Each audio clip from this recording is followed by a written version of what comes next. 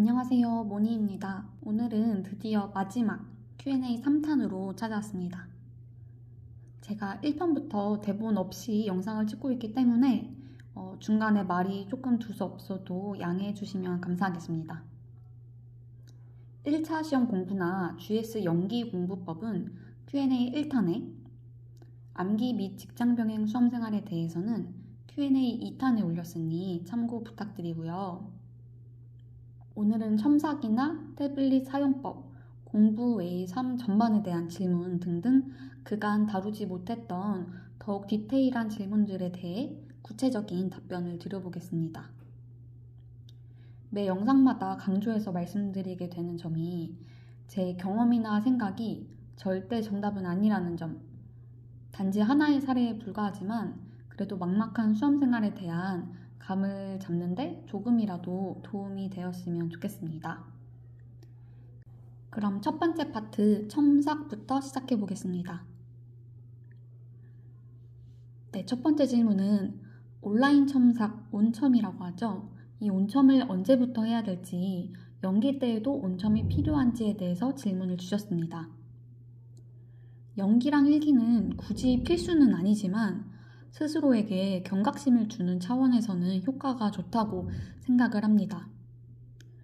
그리고 이 수험에 처음 진입하시는 분이라면 2기 때부터는 바로 50점 시험으로 들어가거든요. 그렇기 때문에 연기 1기 때 25점짜리 문제를 풀어보시는 걸로 시작을 해보는 게 진입장벽 측면에서 마음이 부담이 덜하다고 말씀을 드릴 수 있을 것 같아요. 그런데 만약 직장병행 수험생 분이시라면 평일반 진도를 매일매일 따라잡기가 쉽지 않거든요. 직장병행이신 분들 같은 경우에는 주말에 몰아서 공부를 하는 스타일이기 때문이죠. 그렇기 때문에 연기랑 일기는 주로 평일반 위주라 온점 스케줄을 맞추기가 쉽지 않으실 거예요. 그래서 직병분이라면 연기랑 일기 온점을 굳이 무리해서 따라가실 필요는 없다고 생각을 합니다. 반면 2기랑 3기는 저는 온첨이 사실상 필수라고 생각을 해요. 실제로 온라인 첨삭 제출자 수도 2기부터 확 늘어나기 때문에 본인의 위치를 파악하기 좋고요. 그리고 2, 3기는 학원에서 주말반만 거의 운영을 하기 때문에 직장인 분들도 진도나 커리큘럼을 따라가는데 크게 부담이 없습니다. 네, 다음 질문도 이어지는 질문인데요. 온라인 첨삭을 꼭 해야만 하는지에 대한 질문입니다. 합격생 분들을 만나보면 종종 온라인 첨삭이나 실강 첨삭을 받지 않으시고 합격하시는 분들이 더러 계신데요.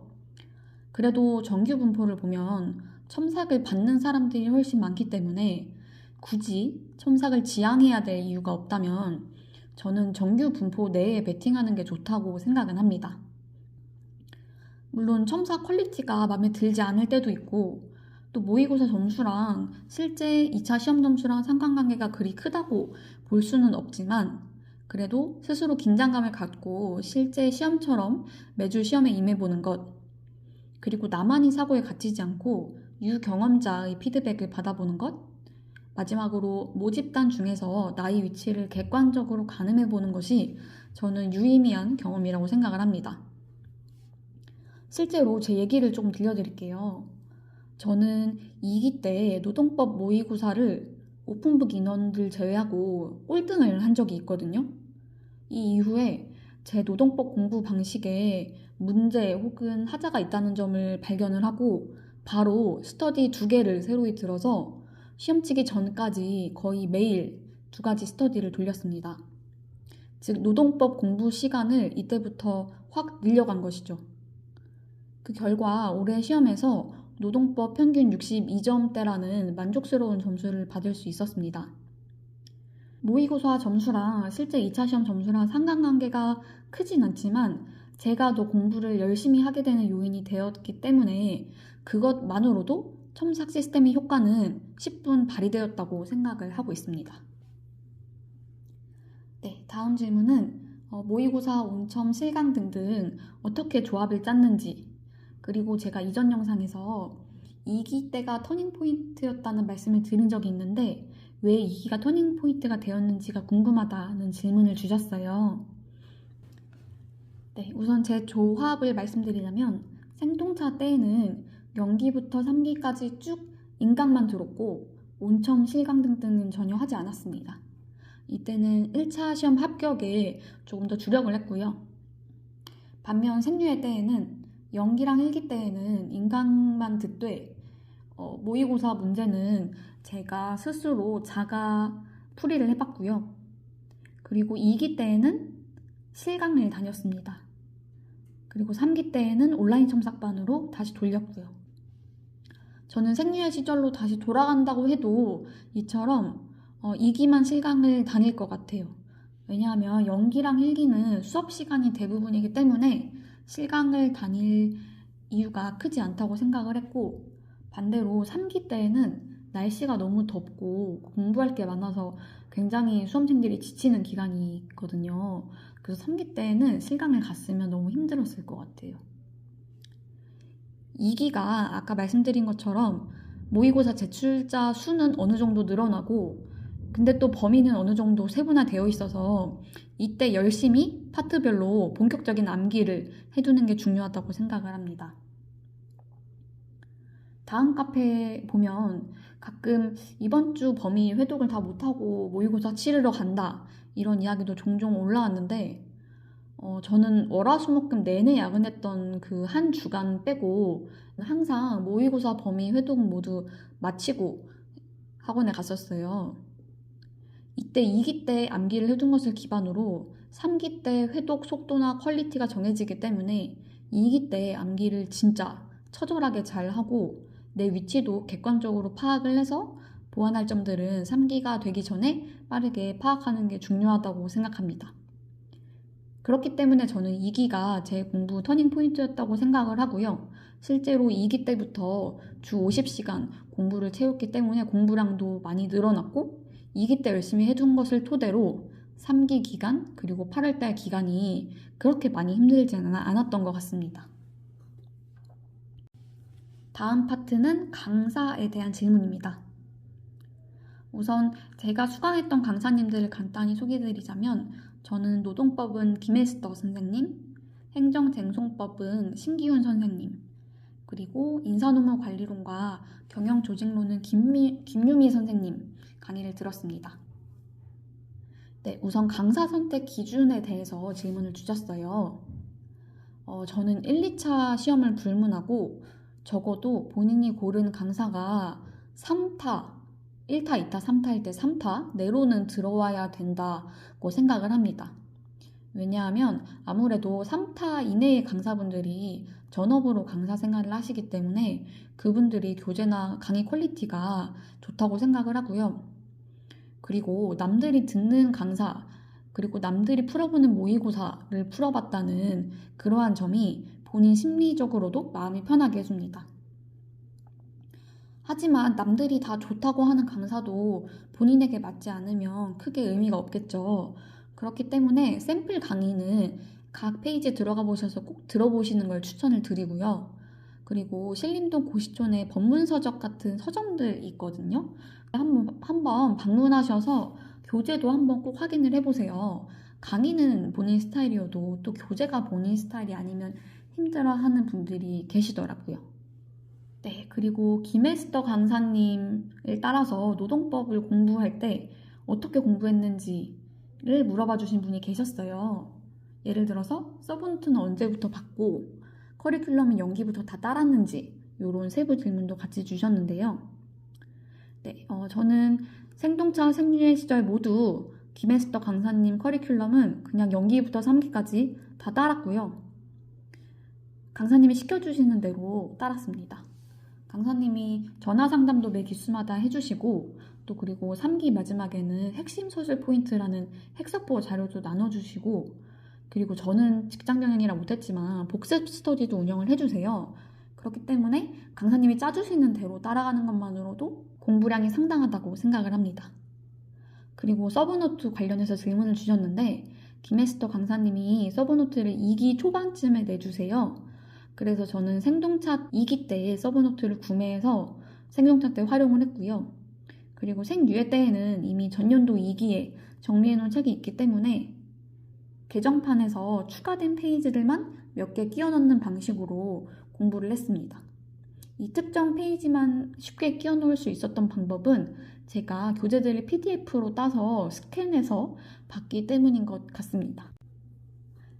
세 번째 파트는 기타 등등 디테일한 질문들을 모아서 말씀드리려고 합니다.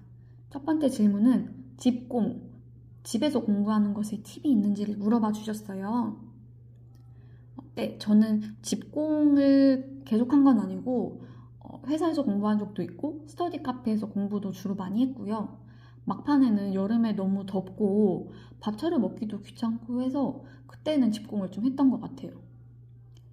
그런데 집에서 공부한다는 것은 침대가 옆에 있기 때문에 굉장한 유혹이 되는데요.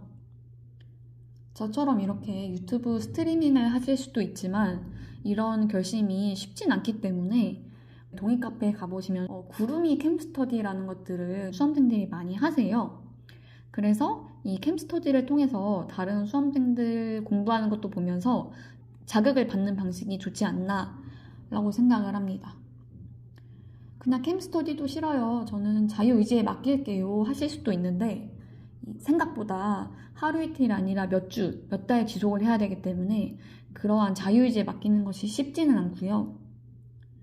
그리고 집공을 하실 때에는 침대뿐만이 아니라 냉장고를 꼭 조심하셔야 됩니다. 저도 냉장고를 조심해야 된다는 사실을 나중에 깨달았습니다. 다음으로는 멘탈 관리 어떻게 하셨는지를 물어봐 주셨어요. 저는 원래 멘탈이 엄청 강한 편은 아니고 그렇다고 엄청 나쁜 편은 아닌데요. 그런데 수험 생활이라는 것이 멘탈 싸움이기 때문에 멘탈 관리가 솔직히 잘 될 리가 없습니다. 백지 상태에서 목차부터 내가 다 잡아서 써내야 되는 논술형 시험이기 때문에 매일마다 좌절을 겪어나갈 수밖에 없는 시스템이에요. 그렇기 때문에 나는 멘탈이 앞으로 안 좋을 거고 더욱 안 좋아질 것이다 라는 것을 디폴트로 생각하고 수험 생활을 하시는 게 좋아요. 저는 이전 영상에서도 말씀드린 것처럼 심리 상담을 받은 것이 도움이 많이 되었고요. 그리고 만약에 본인이 공황장애나 우울증을 비롯해서 좀 증상을 여러 가지 겪고 계시다고 하면 주저하지 마시고 병원이나 약물의 도움을 빨리 받으셔서 수험 생활을 하면서 이러한 멘탈이 악화되지 않도록 관리를 잘 해주시면 어떨까 제안을 드려봅니다. 다음으로는 운동이나 건강관리 어떻게 했는지 물어봐 주셨어요. 특히 목, 어깨, 허리 같은 책상에 많이 앉아있는 수험생들이 고질병을 어떻게 대처했는지 질문을 주셨는데요. 저는 생류의 연기랑 일기 때에는 주 2회씩 필라테스를 했어요. 저는 필라테스가 수험생한테 정말 좋다고 생각을 하는 게 유산소랑 근력 운동이 적절한 혼합이기도 하고 특히 필라테스는 자세를 많이 잡아주는 운동이에요. 그렇기 때문에 수험생이 할 때 더욱더 효과가 극대화된다고 생각을 하고요. 요새 남성분들도 필라테스 많이들 하시더라고요. 그렇기 때문에 남녀 상관없이 모든 수험생분들께 필라테스 강추드립니다. 그런데 2기부터는 공부할 양이 많아져서 필라테스는 더 이상 다니지 못했고요. 그렇지만 2기랑 3기 때에는 월요일에 그나마 모의고사 복습하는 날로 두었기 때문에 월요일 저녁에 회사 운동 클래스 1시간씩 수강을 하면서 일주일에 1시간 정도 운동을 유지를 해줬고요. 그리고 3기 이후에 휴가 썼을 때에는 매일매일 오후에 15분짜리 땅끄부부 홈트레이닝 영상을 보면서 간단한 스트레칭을 해줬습니다. 이때 오후 3시쯤 집중 안 될 때 땅끄부부 홈트하고 그 다음에 스트레스도 풀고 샤워도 하고 머리 한번 싹 환기하는 시간을 가져서 또 오후에 열심히 공부를 할 수 있었던 것 같아요. 다음 질문은 제가 이전 영상에서 결혼을 했다고 말씀을 드렸어요. 그래서 시기별로 남편과 어떻게 지냈는지를 궁금해 해주신 분이 계셨어요. 저는 시험이 임박하지 않았을 때에는 주 1회씩 가볍게 동네나 근교 정도 데이트 했고요. 그리고 제가 집안일 중에서는 요리 쪽 담당이라서 장 보고 밥하고 이런 것들도 거의 매일 했었던 것 같아요. 그렇지만 1차 시험 임박했을 때, 그리고 2차 시험 임박하기 전 2, 3기 때부터는 모든 집안일을 다 남편이 해줬고, 밥도 거의 이때부터는 사 먹거나 혹은 친정 엄마가 반찬을 해주셔서 도움을 받았었습니다. 남편한테는 참 고마웠던 게, 남편이 토요일 아침에 학원도 데려다주고 또 토요일 밤에 태우러도 오고, 그리고 회사에서 제가 일이랑 공부를 다 끝마치고 밤 늦게 귀갈 때가 있었는데, 이때도 회사 앞에 밤 12시에 데리러 오고 해준 것들이 큰 힘이 됐고, 마지막에 또 정서적으로도 힘이 많이 되어줘서 저는 멘탈 관리에 남편의 역할이 참 컸다고 생각을 합니다. 그래서 시기무가한 남편과는 잘 지냈던 것 같아요. 그리고 다음 질문은 본인이 30대라고 밝혀주시면서 나는 이제 연애도 결혼도 해야 될 나이가 됐는데 어떻게 앞으로 이 시간 관리랑 수험 생활을 같이 해야 될지 질문을 주셨어요. 저는 질문 주신 분께서 연애를 이미 하고 계신 상태라면 연애를 유지를 하되, 그리고 상대방한테 이 시험 기간만 조금 기다려달라고 양해를 구하되, 만약 아직 연애도 시작하지 않으신 상태라고 하면 시험 다 끝나고 연애 상대를 찾으시거나, 혹은 반대로 결혼까지 다 끝내신 다음에 노무사 수험에 진입하시는 걸 추천을 드리고 싶어요. 30대 중반이신지 후반이신지 모르지만 요새 다들 결혼을 늦게 하는 추세잖아요. 그렇기 때문에 저는 시험 붙고 나서 연애랑 결혼하셔도 충분히 괜찮다고 생각을 하고요. 그리고 합격하고 나서 만나는 사람들이 풀이나 사회에서 나를 바라봐주는 시선도 조금 더 좋아질 가능성이 크기 때문에 합격하고 나서 소개팅 같은 걸 받으셔도 충분하지 않을까라고 생각을 해봅니다. 다음으로는 시험 당일에 어떻게 공부했는지를 질문을 주셨어요. 저는 시험 당일에 태블릿을 들고 왔고요. 태블릿은 감독관분들이 걷어가진 않으세요. 그렇기 때문에 전원만 잘 끄면 되고 쉬는 시간마다 태블릿을 켜서 활용하실 수 있습니다. 그래서 저는 태블릿을 들고 가서 전날 밤에 다 못 본 거, 혹은 전날 밤에 다 보긴 했지만 특히 나올 것 같은 문제 위주로 다시 한번 봐줬고요. 그리고 태블릿 외에 제가 1400개 정도 두문자를 따뒀는데 이 두문자들을 쫙 다 프린트를 해서 종이들을 들고 갔어요. 그래서 마지막에 한번 눈에 싹 발라줬고요. 그리고 쉬는 시간에는 주로 환기를 좀 하고 싶기 때문에 복도에 창문이 있어요. 창문 앞에서 서서 공부를 마지막으로 해줬던 것 같습니다. 그리고 식사 같은 경우에는 편의점에서 파는 양반죽, 동원죽 이런 것들 싸가서 그런 것들을 먹었었습니다.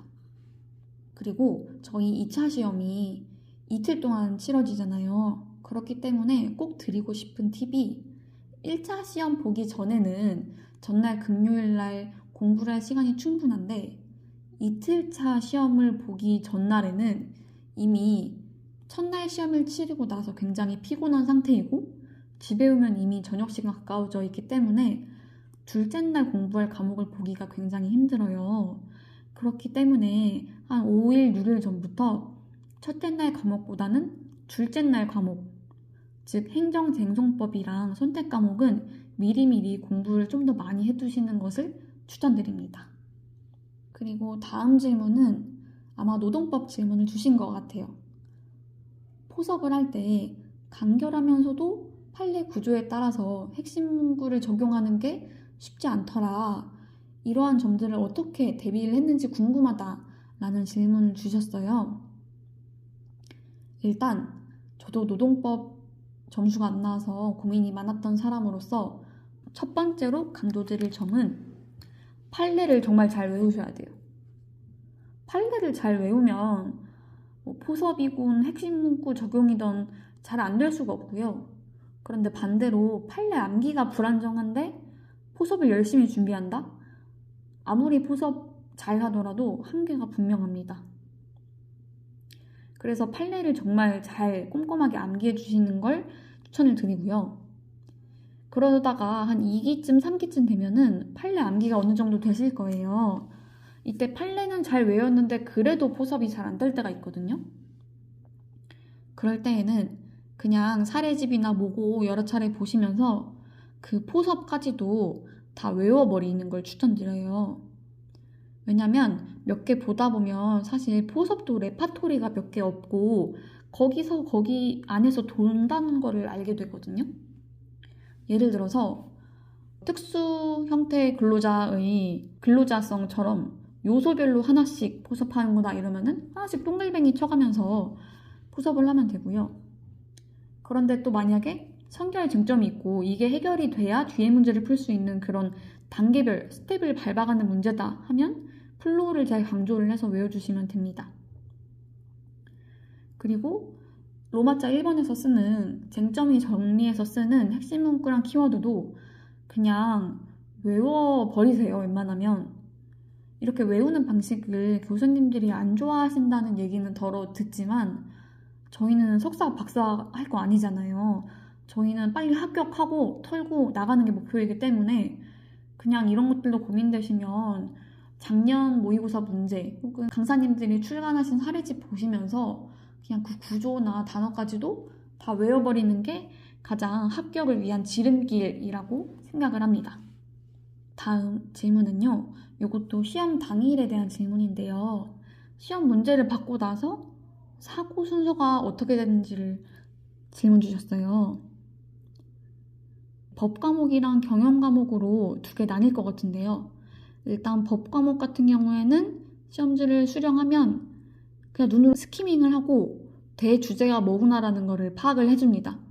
예를 들어서 공정대표 의무에 대해서 물었구나 이런 대주제 정도를 파악을 해주고요. 그 다음에 문제를 자세히 읽으면서 표시를 해줘요. 어떤 키워드들이 꼭 강조되어야 될 포인트들인지 포섭 때 꼭 활용해야 될 지표는 뭐가 있는지 이런 것들 표시를 해주고요. 그 다음에 간단하게 로마자, 대목차 위주로 목차를 짜주고 그 다음에 그 옆에 두 문자를 간단하게 써줬어요. 그 이후에는 정신없이 시간에 맞춰서 답안지를 채워 나가셔야 되고 그 다음에 답안지를 어느 정도 채워 나갔으면 마지막쯤에 한 5분 정도 남겨놓고 마지막으로 문제를 다시 보면서 혹시 내가 놓친 게 없는지 이런 것들을 판단을 해서 필요한 것들을 중간중간 끼워 넣으시면 됩니다. 저는 올해 노동법 시험 볼 때 놓쳤다가 마지막으로 문제를 다시 보면서 잡아낸 포인트가 하나 있었어요.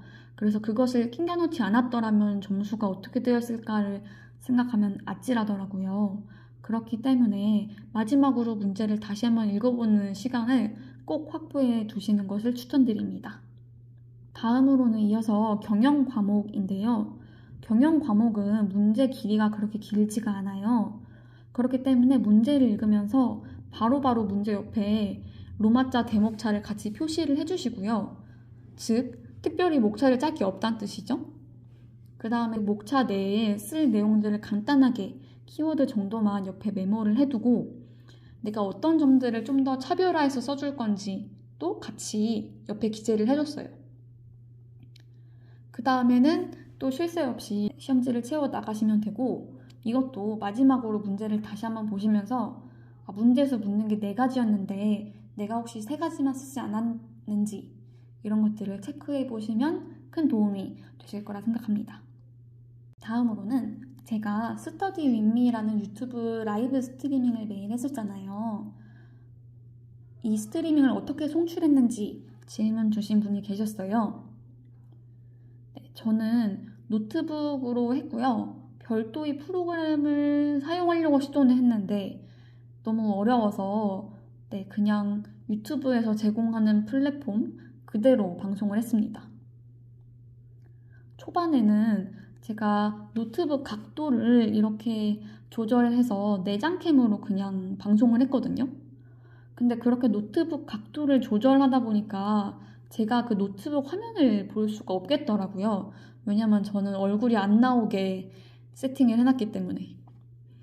네, 그래서 한 수업 중반 이후쯤부터는 제가 USB로 연결하는 웹캠을 하나 샀어요. 웹캠으로 공부하는 영상을 찍고 노트북 화면은 제가 공부하는 데에 사용하는 스프레드시트나 구글 독스 같은 것들을 직접 보는 용도로 활용을 했습니다. 사실 방송 좀 잘 하시는 분들은 다른 플랫폼을 써서 막 예쁜 화면 효과도 넣고 하시던데 저는 그런 거를 할 마음의 여유가 수험 당시에는 없었던 것 같아요. 그래서 되게 영상 화면이 투박했는데 그럼에도 불구하고 봐주신 분들께 다시 한번 감사하다는 말씀을 이 자리를 빌어서 드리고 싶습니다. 그리고 마지막 질문입니다. 태블릿으로 공부했다고 하는데 어떻게 공부했는지 방법을 물어봐 주셨어요. 저는 플렉스이라는 어플을 썼고요. 아이패드로 활용을 했습니다.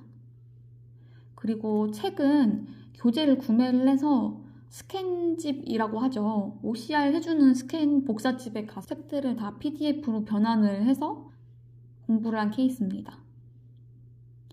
이렇게 태블릿을 활용한 공부 방법의 장점은요. 정말 편하고 그리고 무겁게 책을 들고 다닐 필요가 없기 때문에 가볍고 그리고 저처럼 오늘 어떤 일이 터질지 몰라서 회사에서 공부할지 스카이에서 공부할지 아니면 집이나 카페에서 공부할지 모르시는 분들은 언제 어디서든 장소에 구애받지 않고 공부를 할 수 있다는 점이 최고 장점인데요. 그런데 단점이라고 하면 일단 본인이 쓰는 태블릿이 고장날 때는 공부를 못한다 이런 이슈가 있고요. 그리고 작년 2차 시험이 이틀 전이었던 것 같은데 그때 플렉스에 오류가 한번 크게 났었어요. 그런 것처럼 내가 예상치 못한 소프트웨어 문제로 간혹 이슈가 생길 수도 있다는 점이 또 하나의 리스크가 될 수 있겠고요. 이런 것들은 백업을 미리미리 잘 해두면은 그래도 문제를 방지할 수 있는 것 같습니다. 그리고 또 몇몇 분들이 말씀하시기로는 PDF로 공부를 하면 책장을 넘기는 맛이 없어서 공부하기 불편하다? 이런 말씀을 하시는 경우도 더러 봤던 것 같아요. 저는 태블릿으로 공부하면서 특히 좋았다고 생각하는 지점들이 한 6가지 정도 있는데요. 일단 첫 번째는 하이퍼링크 기능을 활용을 했습니다. 이 하이퍼링크 기능을 활용해서 이 버튼을 누르면 다른 페이지로 바로바로 넘어가고 또 돌아오고 할 수 있게 되거든요. 그래서 특히 인사논문 관리론처럼 여러 과목들을 넘나드는 공부를 할 때 이 링크 기능을 잘 활용을 했고요. 그리고 마스킹 테이프 기능을 활용을 해서 노동법 같은 경우에 특히 중요한 키워드들 까먹지 않도록 암기하는 데 많은 도움을 받았습니다. 그리고 이거는 저희 습관 같은 건데 저는 책을 읽다가 어떤 파트가 중도에서 끊기는 걸 별로 안 좋아했거든요. 그래서 책을 좀 오려 붙여가지고 한 소목차 혹은 대목차가 되도록이면 한 페이지 안에서 다 끝나도록 이렇게 세팅을 해서 책을 이미지화 할 때 책을 앞뒤로 넘길 필요가 없어서 도움을 받았던 것 같아요. 그리고 저는 글씨를 썼다 지웠다 편하게 하는 걸 하기 좋아해서 그런 방면에서도 또 태블릿이 좋았고요. 왜냐하면 펜이나 연필을 사용하면 아무래도 지우개나 화이트 자국이 남잖아요. 그리고 다음으로는 형광펜을 칠할 때 자를 대고 칠해야 되는데 저는 이게 손목을 되게 아프게 하더라고요. 그런데 태블릿 어플을 활용하면 형광펜 자를 안 대고도 쉽게 형광펜 칠을 할 수 있기 때문에 이런 것도 편했고요. 그리고 마지막으로는 아무리 책을 여러 번 읽어도 종이가 너덜거리거나 찢어지거나 젖지 않고 그리고 작은 글씨도 확대해가면서 볼 수 있기 때문에 여러 개의 필기를 아주 작게 붙여 넣어도 보는데 무리가 없다는 점도 정말 좋았습니다. 네, 이렇게 오늘 3편까지 모두 마무리를 하면서 그동안 유튜브, 블로그, 카페 등을 통해서 질문 주셨던 내용에 대해서 모두 답을 드려보았습니다. 영상을 다 찍고 나니까 생각보다 별거 없기도 하고, 그리고 저보다 더 열심히 공부하시는 분들 많으신데 좀 부끄러운 마음도 들더라고요. 그래도 영상을 시청하시는 분들 중에 한 분께라도 도움이 되었다면 너무 좋을 것 같고요. 공부하다가 막막하거나 궁금한 마음이 생길 때에 다시 꺼내볼 수 있는 그런 영상이 되었으면 좋겠습니다. 오늘도 영상 끝까지 시청해주셔서 정말 감사드리고 궁금한 점은 언제든 편히 댓글 남겨주세요. 다음 영상은 일상을 담은 이야기로 다시 찾아뵙겠습니다. 감사합니다.